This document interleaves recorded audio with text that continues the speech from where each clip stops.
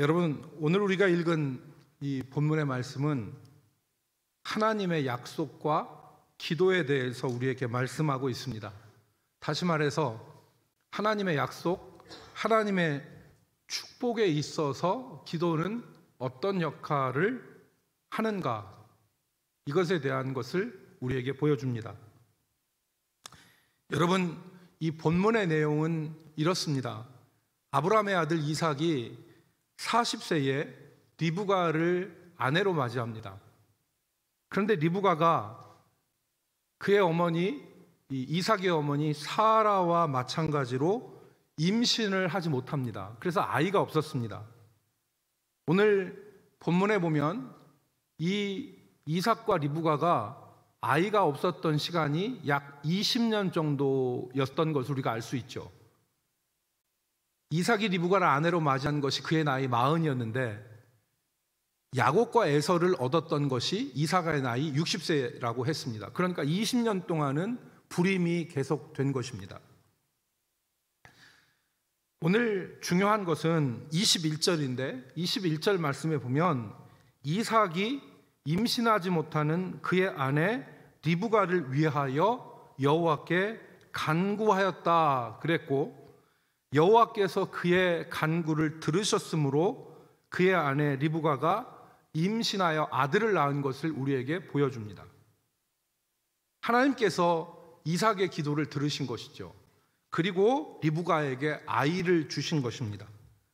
오늘 우리는 이 말씀을 통해서 하나님의 약속, 하나님의 축복에서 기도의 위치, 기도의 역할이 무엇인가를 우리가 같이 살펴보도록 하겠습니다. 첫 번째 우리가 생각할 것은 자녀는 하나님의 약속이었다는 것입니다. 하나님의 약속이다.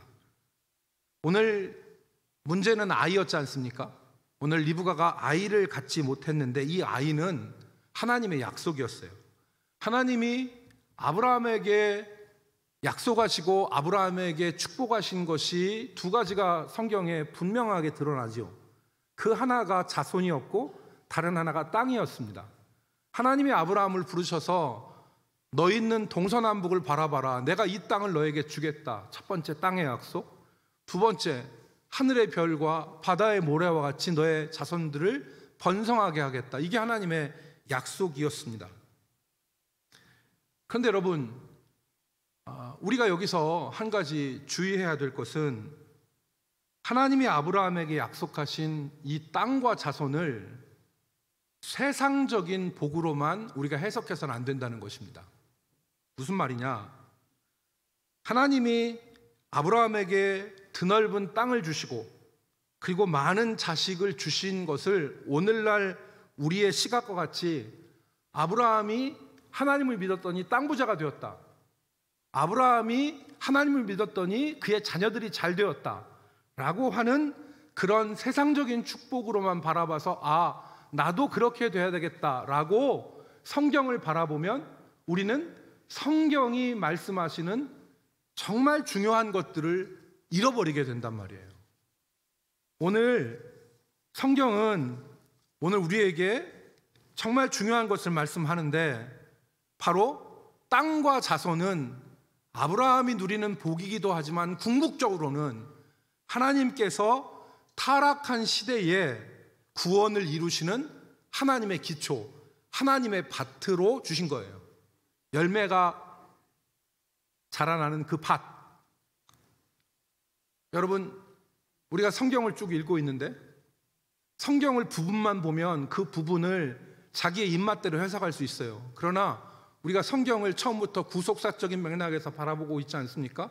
그런데 성경에서 오늘 아브라함이 나타나기 전에 내린 결론이 무엇입니까? 노아의 홍수와 바벨탑 사건을 통해서 내린 결론은 인간의 모든 생각과 마음의 계획이 악할 뿐이고 인간에게서 선한 것이 나올 수 없고 인간에게서 선한 것도 기대할 수 없다. 그것이 우리의 결론이잖아요. 창세기의 결론 아니에요? 그래서 12장부터는 하나님께서 이 소망 없는 이 부패한 인간들을 위해서 구원의 계획을 작정하셨는데 그게 뭐냐면 믿음의 한 사람을 부르시고 그의 후손들을 통하여서 모든 민족을 구원하시는 거예요. 이게 하나님의 구원의 작전과 계획이라는 것입니다. 그 한 사람이 누구였습니까? 아브라함이었죠. 아브라함을 통해서 하나님은 구원의 역사를 시작하시고 그의 후손들을 통하여서 모든 민족을 구원하실 계획을 세우신 것입니다. 이게 성경의 중요한 맥이에요. 그래서 오늘 이게 성경의 핵심인데, 여러분 창세기 12장 3절을 한번 보시면 다른 것은 다 빼고 하나님이 아브라함에게 뭐라고 말씀하셨냐면, 노란 것만 읽겠습니다. 땅의 모든 족속이 너로 말미암아 복을 받을 것이라 그랬어요. 너가 복을 받는 거는 기본인데 너로 말미암아 땅의 모든 족속이 복을 받는다. 이거 구원받는다는 얘기예요. 여러분, 이 말씀이 우리가 지난번에 봤던 이삭을 번제로 드리려고 했을 때 하나님께서 아브라함에 구체적으로 얘기하시죠. 창세기 22장 18절 말씀입니다. 창세기 22장 18절 말씀에 보면 또 내 씨로 말미암아 천하 만민이 복을 받으리니, 내 씨는 후손입니다. 내 후손. 그리고 오늘 우리가 창세기 26장 4절 요절 말씀입니다. 오늘 요절 말씀에 보면 하나님께서 내 자손을 하늘의 별과 같이 번성하게 하며 이 모든 땅을 내 자손에게 주리니, 그 다음에 하신 말씀이 뭐예요? 내 자손으로 말미암아 천하 만민이 복을 받으리라. 여러분, 그러니까 하나님께서 아브라함에게 주신 약속, 땅의 약속, 자식의 약속은 아브라함이 땅 부자 되고 아브라함의 자식들이 잘 되는 개인적인 복을 말하는 것이 아니라, 궁극적인 것은 아브라함의 자손과 아브라함의 땅으로 말미암아, 씨로 말미암아 온 천하 만민 민족이 구원을 받는 하나님의 구원 역사가 그 가운데서 이루어진다는 것을 우리가 성경을 통해서 바라봐야 됩니다. 그게 성경을 제대로 보는 거예요. 여러분, 성경은 한마디로 얘기하면 이 맥락 안에서 모든 이야기가 전개되어져 나갑니다.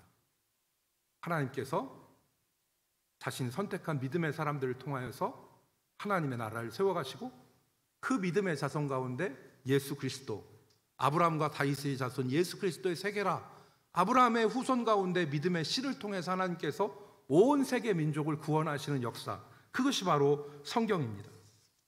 여러분, 그렇다면 그 가운데 지금 이 아브라함의 아들, 그 다음에 아브라함의 아들 이삭의 아들 야곱, 이렇게 이어지는데, 그렇기 때문에 자손이 하나님의 약속이라는 거예요. 그렇다면 기도는 이 약속에 있어서 어떤 것인가 우리가 생각해 볼 필요가 있는데, 오늘 본문에서 바라볼 때 기도는 약속의 걸림돌을 제거하는 역할을 한다. 약속의 걸림돌을 제거한다, 기도가. 이것을 기억하길 바랍니다. 자녀가 하나님의 약속이라면 자녀를 갖지 못하는 불임은 약속의 걸림돌이죠. 이 약속의 걸림돌을 제거하기 위해서 이삭이 기도한 것입니다. 기도는 약속의 걸림돌을 제거하고 축복의 걸림돌을 제거하는 역사가 있는 것입니다. 여러분, 성경을 보면 아브라함의 아내 사레가 임신하지 못했습니다. 아브라함이 100세가 되어서야 이삭을 겨우겨우 얻었어요. 그런데 희한한 것은 그 사레의 아들 이삭의 배에 가서도 오늘 본문에 보는 것처럼 이삭이 20년이나 불임의 시간이 이어졌어요. 세 번째, 그의 아들 야곱이 사랑한 라헬도 태가 다쳤어요. 그래서 겨우겨우 느지막하게 요셉을 얻었죠. 이게 무엇을 뜻하는 걸까요? 단순히 아브라함의 집안은 손이 귀하다, 이걸 우리에게 말하는 겁니까? 아니죠. 아브라함의 집안은 손이 귀한 집안이다, 이런 것을 우리에게 전달하기 위해서 성경이 쓰여지지 않았습니다. 무엇을 전달하느냐? 하나님의 약속은 인간의 재주와 노력, 그것으로 이루어지는 것이 아니라 믿음과 기도와 간구를 통해서 하나님의 약속은 이루어진다. 여러분, 아브라함이 어떻게 이삭을 얻었습니까? 자신의 능력으로 얻었습니까? 아니죠. 긴 세월 믿음으로 이삭을 받았습니다. 지난번에 말씀드린 것처럼 실패를 통해서, 실패의 고통을 통해서 연단되어지고, 그리고 믿음으로 이삭을 받았습니다. 이삭이 어떻게 자식을 받았습니까? 약속을 받았습니까? 이삭이 리브가를 위하여 간구하였더니 여호와께서 그 간구를 들으시고 리브가에 아이를 주신 거 아닙니까? 라헬이 임신하지 못했습니다. 야곱이 사랑한 라헬인데 레아는 아이를 쑥쑥 낳는데 라헬은 아이를 얻을 조짐이 안 보이는 거예요. 어떻게 요셉을 얻었습니까? 여러분, 창세기 30장 22절로 23절 말씀해 보니까 라헬이 요셉을 갖게 되었을 때 뭐라고 했습니까? 하나님이 라헬을 생각하신지라 하나님이 그의 소원을 들으시고, 라헬의 소원을 어떻게 하셨다고요? 들으시고 그의 태를 여셨으므로 그가 임신하여 아들을 낳고 이르되 하나님이 내 부끄러움을 씻으셨다 하고 그랬습니다. 하나님의 약속은 사람의 노력과 사람의 재주로 성취되어지는 것이 아니다. 하나님의 약속은 믿음과 기도와 간구를 통해서 우리 삶 가운데서 성취되어지는 것이라는 것을 성경이 우리에게 보여주고 있는 것입니다. 그러므로 믿음의 기도는 약속에 있어서 걸림돌을 제거하는 거예요. 여러분, 우리가 살다 보면 인생에서 많은 걸림돌들을 만나게 됩니다. 사업을 하다 보면 사업에 걸림돌이 있고, 믿음으로 살고자 하면 그 믿음의 한복판에 걸림돌들이 떡 나타나죠. 우리 가정에도 걸림돌이 있습니다. 그런데 이 걸림돌들은 하나같이 쉬운 것이나 만만한 것이 하나도 없어요. 오늘 이삭이 만난 걸림돌, 불임과 같이 인간의 손으로는 어떻게 할 수 있는 것들이 아니에요. 우리가 만나는 걸림돌들이 사람이 어떻게 할 수 있는 게 아니에요. 또 원수마귀의 방해가 믿음의 걸림돌이죠. 여러분, 다니엘이 하나님 앞에 결심하고 기도했습니다. 그런데 하나님께서 다니엘을 돕기 위해서 천사를 보내셨는데 그 천사가 21일이 지나도 다니엘에게 오지 않았어요. 왜 그랬습니까? 사단의 역사가 하나님께서 보낸 천사를 가로막았어요. 영적 걸림돌이 있었던 거예요. 믿음의 방해물이 있었던 거예요. 그런데 그 방해물을 하나님께서 다니엘을, 미가엘을 통해서 그 천사를 보내주시죠. 여러분, 이 걸림돌이 성경 안에만 있는 것이 아닙니다. 우리의 인생의 한복판에, 내 사업에, 내 가정에 우리 손으로 어쩔 수 없는, 어떻게 할 수 없는 걸림돌들과 방해들이 우리에게 존재하죠. 여러분, 새마을 운동이 한창일 때가 있었습니다. 여기 연식이 오래되신 분들은 제가 부르는 노래를 압니다.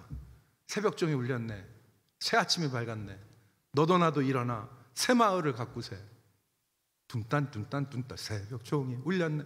이거 있으면 막 빗자리질하고 막 일어나서 청소하고 막 이렇게 했잖아요. 이 새마을운동이 한참 진행될 때 마을마다 신장로를 만들고 굽고 굽은 길을 바로 펴고 좁은 길을 넓혀서 신장로가 만들어졌습니다. 수레도 지나가고 자동차도 지나갔어요. 길이 놓이니까 무슨 일이 일어났습니까? 마을이 변했습니다. 낡은 초가집, 낡은 기와집이 다 현대식 건물로 바뀌었어요. 그런데 어떤 한 마을에 이런 변화와 발전이 일어나지 않았습니다. 왜 그러냐니까 그 마을에 들어가는 마을 입구 길에 커다란 바위가 하나 있었어요. 누구도 이 바위를 치울 생각을 못 하는 거예요. 그냥 피해가고 돌아가고 그냥 놔뒀어요. 근데 마을이 변하지 않죠. 그러니까 마을 사람들이 보다 못해서 어느 날 모여서 결심을 하고 같이 회의를 했습니다. 도저히 안 되겠다. 우리가 이거 팔 걷어붙이고 치우자. 그래서 마을 사람들이 힘을 모아서 그 바위를 걷어냈습니다. 그리고 길을 펴고 신장로를 만들었어요. 그랬더니 어떤 역사가 일어나냐면 마을이 변했습니다. 그토록 소망했던, 원하던 변화가 일어났습니다. 여러분, 인생의 걸림돌들은 제거돼야 됩니다. 인생의 걸림돌이 제거돼야 돼요. 우리 인생에 하나님의 약속을 가로막는 걸림돌들이 다 있어요. 그 걸림돌들이 제거돼야 됩니다. 초대교회 예루살렘 교회에서 사도들이 십자가와 부활의 예수를 전했습니다. 그랬더니 대제사장과 장로들이 사도들을 붙잡아 놓고 공회에 세웠어요. 공회에 세웠다는 얘기는 죽을 수 있다는 얘기예요. 왜냐하면 예수님도 공회에 세워진 다음에 24시간 안에 죽었잖아요. 그러니까 죽을 수도 있는데 그들이 제자들을 위협했습니다. 다시는 예수의 이름으로 말하지도 말고 가르치지도 말라. 사도행전 4장 18절 이하에 나오는 말씀인데, 이 위협 앞에서 제자들이 한 일이 무엇이냐, 이 영적인 걸림돌 앞에서 제자들이 한 일이 무엇이냐, 기도했어요. 사도행전 4장 29절로 31절 말씀에 보니까 제자들의 기도가 나옵니다. 간절한 기도죠. 주여, 이제도 그들의 위협함을 굽어 보시옵고 또 종들로 하여금 담대히 하나님의 말씀을 전하게 하여 주시오며, 기도 제목이죠. 그들의 위협을 하감하여 주시고 종들로 하나님의 말씀을 담대하게 전할 수 있게 해 주시옵시며, 30절 말씀에 보면 손을 내밀어 병을 낫게 하시고 표적과 기사가 거룩한 종 예수의 이름으로 이루어지게 하옵소서 기도했다는 거죠.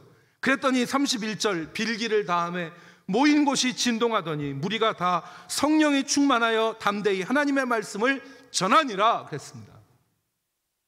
기도했더니 영적인 걸림돌은 사라지고 실제로 대제사장들과 장로들은 제자들에게 손을 대지 못했습니다.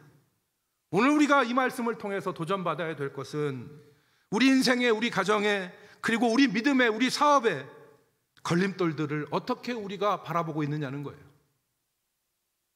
많은 사람들이 인생에서 만나는 걸림돌 앞에 아무것도 하지 않습니다. 걸림돌을 방관하고 방치하고 피해가고 그렇게 살 것이 아니라 오늘 이 말씀을 우리가 마음에 받고 인생의 걸림돌들을 제거하는 역사가 우리 가운데 삶에서 일어나기를 주의 이름으로 축복합니다. 세 번째 우리가 기억해야 될 중요한 사실이 있는데, 그게 바로 뭐냐면 걸림돌을 제거하는 데 필요한 것은 우리의 능력이 아니라 우리의 기도라는 사실입니다. 걸림돌을 제거할 때 많은 사람들은 우리에게 능력이 필요하다고 생각해요. 믿음의 한복판에 있는 이 인생의 한복판에 있는 이 걸림돌, 이거 치우려면 포크레인이 있어야 된다. 인생에서 어쩔 수 없는 불임과 같은 문제를 해결하기 위해서는 정말 좋은 클리닉에 가서 치료받아야 된다, 이렇게 생각해요. 그런데 여러분, 오늘 우리가 성경을 보니까 이삭이 약속의 걸림돌을 제거하는 그 방법은 그의 능력이 아니었어요. 그가 리브가의 태를 연 게 아니에요. 그가 기도했더니 하나님이 들으시고 리브가의 태를 여신 것입니다. 여러분, 다니엘을 돕기 위해서 왔던 천사는 다니엘이 그 사단의 방해를 치워버리고 다니엘 사자를 움직인 게 아니에요. 다니엘이 기도할 때, 다니엘이 간구할 때 그 역사가 일어났던 것입니다. 여러분, 인생 걸림돌, 신앙의 걸림돌을 제거하기 위해서 필요한 것은 나의 능력이 아니라 나의 기도입니다. 머릿속에 있는 지식, 그리고 신앙의 연수, 이것이 우리의 인생의 걸림돌을 치우지 못해요. 하나님 앞에 기도할 때 신앙의 걸림돌들이 치워지는 역사가 일어나는 것입니다. 하나님의 신실하심과 하나님의 사랑을 확신하고 기도하는 그 기도가 키예요. 그 기도가 능력이에요. 여러분, 이삭은 자기 어머니 사라가 어떻게 자신을 낳았는지를 알았을 거예요. 우리 어머니도 불임이었는데 하나님의 약속을 믿고 믿음으로 갔더니 하나님이 날 주셨지 않느냐. 하나님의 신실하심과 하나님의 사랑을 확신하는 이삭이 그 확신과 믿음을 가지고 기도한 거예요. 그랬더니 하나님께서 들으신 것입니다. 여러분, 오늘 우리에게 필요한 것은 하나님의 신실하심과 하나님의 사랑을 의지하는 것이죠. 오늘 아브라함도 그랬습니다. 아브라함이 자기 며느리 리브가를 가나안 땅에서 찾지 않고 자기 고향 밧단 아람에서 리브가를 데려오죠. 자기가 직접 간 게 아닙니다. 자기 종을 보냈습니다. 그래서 여기서 내 며느리를 찾지 않고, 이 가나안 땅에서 내 며느리를 찾지 않고 저 밧단 아람에서 내 고향에서 내 며느리를 찾으리라 하고서 종을 보내면서 반드시 사람을 데리고 올 거다 그랬더니, 계산기를 뚝뚝뚝뚝 두드렸던 이 종이 자기 주인 아브라함한테 말합니다. 주인이셔, 며느리 될 사람이 혹시라도 여기 안 오겠다고 하면 당신의 아들을 그 땅으로 보낼까요? 이 말은 그게 훨씬 더 가능성이 많고 확률이 많다는 얘기입니다. 젊은 여자가 낯도 모르는 곳에 어떻게 오겠습니까? 그 땅 떠나려고 하지 않으니까 정말 자손이 필요하면 당신의 아들 이삭을 그 땅으로 보내십시오. 그렇게 해도 되겠습니까? 라고 정중하게 물어본 거예요. 그랬더니 아브라함이 무슨 말합니까? 단호하게 안 된다고 했어요. 단호하게 아니다. 하나님께서 그 여인을, 그 여자를 반드시 이 땅으로 오게 하실 것이다. 왜 그랬습니까? 하나님이 이 땅을 약속으로 주시고 이 땅 가운데서 하나님의 구원의 역사를 이루실 것을 확신했기 때문에, 그 신실하신 하나님이 반드시 리브가를 이 땅으로 데려오게 하실 것이다 라고 하는 믿음이 있었어요. 여러분, 오늘 우리가 주님 앞에서 드리는 기도는 철학적 기도, 반성의 기도가 아니에요. 고대 그리스 철학자들은 기도할 때 인격적인 하나님을 생각하지 않았습니다. 그래서 기도는 뭐냐? 내 마음에 반성의 시간을 갖고 내 마음을 강화시켜서 내 자신을 새롭게 하는 철학적인 기도가 헬라 사람들의 기도였어요. 그 기도 아닙니다. 신비주의자들은 어떤 기도를 하느냐? 기도를 통하면 하나님의 신령한 역사가 일어나고 불이 번쩍번쩍하는 어떤 기묘한 역사가 일어나고, 그런 능력 있는 기도가 참 기도라고 신비주의자들은 생각해요. 그런데 성경의 기도는 철학적 기도도 아니고 신비주의적 기도도 아니에요. 성경의 기도는 어떤 기도냐?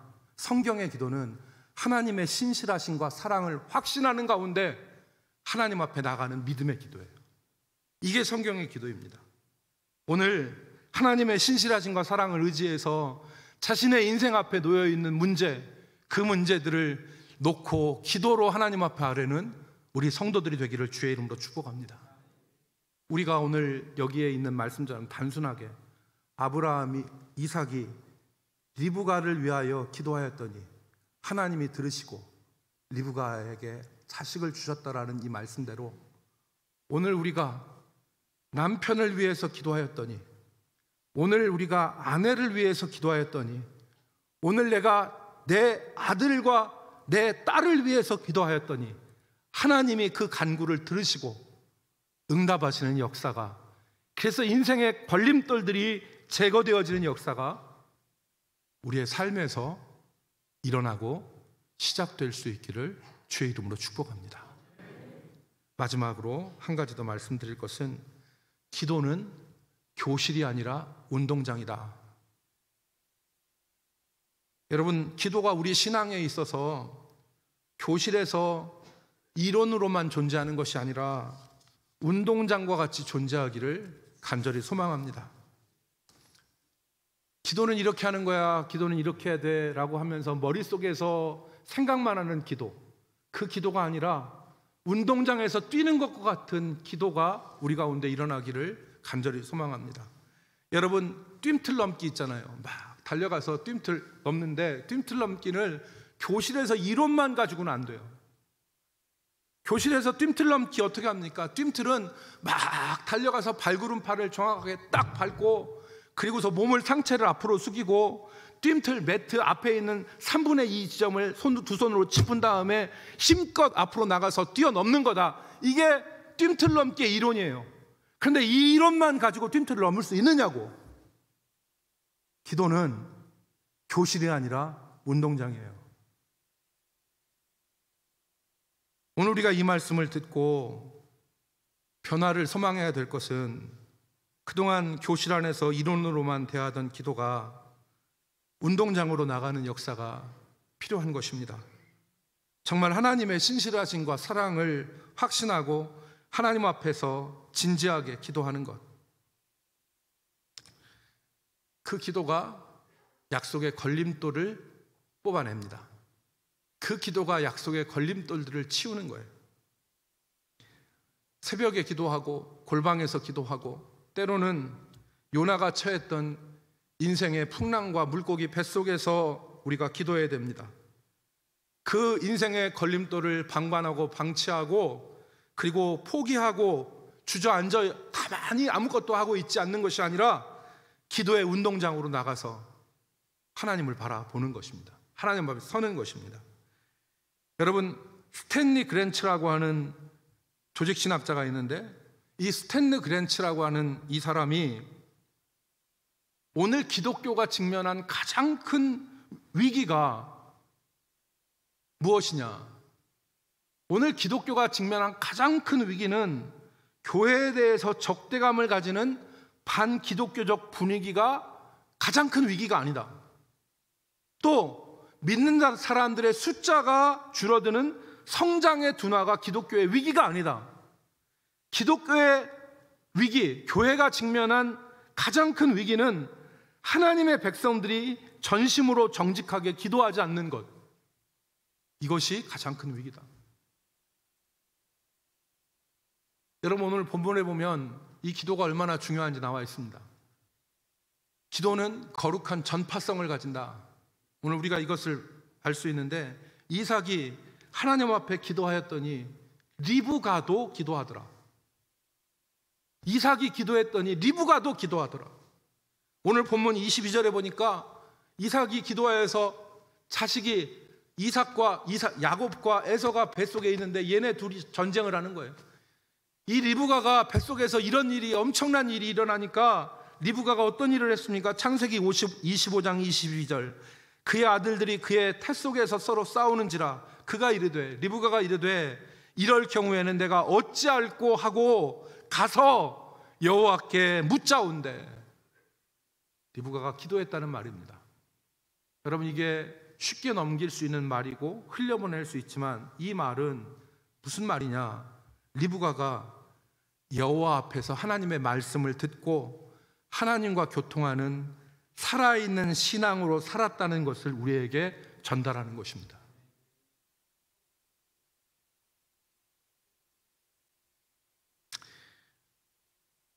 우리의 인생의 걸림돌에서 낙심하지 말고 방관하고 방치하고 포기하지 말고 기도하면 그 가정은, 그 사람은 살아있는 믿음으로 하나님 앞에 설 수 있는 것입니다. 여러분, 조금 전에 말씀드린 스탠리 그랜츠라고 하는 사람이 기도, 하나님 나라를 향한 부르짖음이라는 책을 썼습니다. 기도, 하나님 나라를 향한 부르짖음이라는 책을 썼는데 이 책을 2004년에 이 책을 썼습니다. 그런데 이 책의 서문에서 그는 이 책을 자신의 어머니 클라라 그랜츠에게 바친다고 썼습니다. 책을 보면 책 앞에 이 책을 누구누구에게 바칩니다 이렇게 짤막하게 쓴 게 아니에요. 서문에서 그 이유를 밝혔습니다. 왜 어머니에게 바치는지. 그래서 뭐라고 썼느냐면 1971년 믿음으로 사셨던 아버지가 돌아가신 이후 33년 동안 어머니는 기도 대장으로 자신의 세 자녀와 그들의 배우자와 5명의 손자들과 3명의 증손자들과 그 밖의 친구들과 이웃들을 위해서 정기적으로 기도하셨고, 자신과 그리고 자녀들은 그 기도가 얼마나 엄청난 것인가를 경험하고 알기 때문에 이 책을 클라라 그랜츠 자기 어머니에게 바친다고 그랬어요.